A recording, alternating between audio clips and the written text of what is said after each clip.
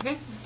All right, my name is Royce Gogg, and I'm going to be talking about how lowering the corporate tax rate creates many economic advantages for the United States economy.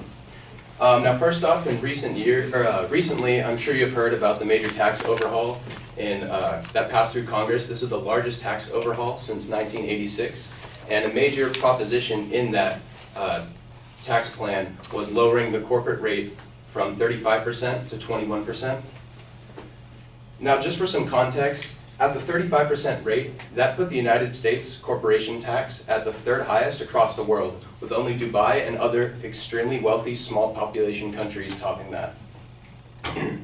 And by doing this, by cutting that much profit out of these corporations, you're going to see that the United States became way less competitive for businesses to come here across the world. And we already saw that through thousands, if not millions, of jobs leaving the United States with companies such as Apple, IBM, Boeing, Lockheed Martin, Amazon, and a multitude of other companies, which closed down their manufacturing centers, distribution centers, sales, and they gave up their United States charters. Now, since the rate has been lowered, which only happened about a month ago, a little less than that actually, we can already see some economic, a reverse of action in a sense from what was going on previously.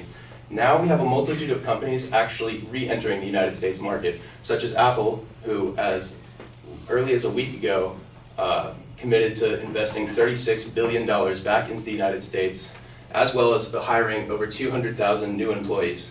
And Apple is not alone in this endeavor. There are many other companies following suit, such as Amazon, IBM, Lockheed Martin, all these other large companies who are coming back into the United States due to this lower tax rate.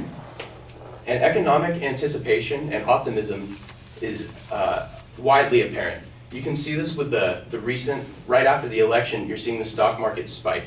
We're seeing record-breaking heights in the Dow Jones Industrial, the NASDAQ, and S&P 500. So,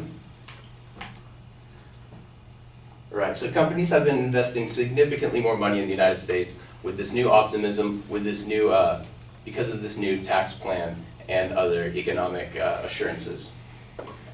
So now this does not only benefit these large companies, this benefits everyday Americans. For instance, because of this lower corporate tax rate, more companies are going to be investing their money back into the United States, which means more jobs for everybody.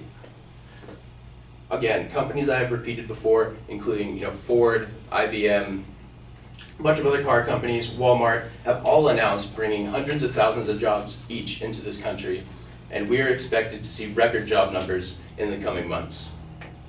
Secondly is wages. Wages across the board are expected to rise. Mainly, this is due to the major influx of new jobs, but limited workers.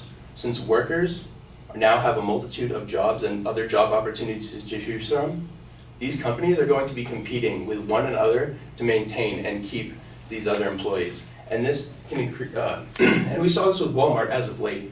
They increased their minimum wage to $11 an hour.